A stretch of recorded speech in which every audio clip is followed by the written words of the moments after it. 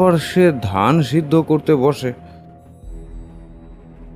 সেই সময় উনুনের আগুন কাপড়ে লেগে যায়। কিছু বোঝার আগেই দাউ দাউ করে জ্বলতে থাকে সে। প্রবল চিৎকারে কেঁপে উঠেছিল সমস্ত বাড়িটা। ওই সময় নিতাইয়ের চোখে পড়ে ঘটনাটা। তাড়াহুড়ো করে সে এক কলসি জল ছুঁড়ে দেয় স্ত্রীর দিকে, কিন্তু তখন অনেক দেরি হয়ে গেছে।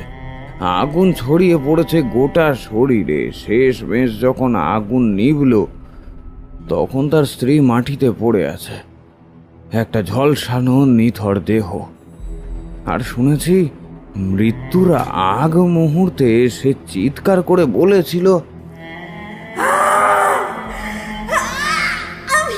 আমি আবার ফিরবো, আবার ফিরবো, আমি আবার ফিরবো।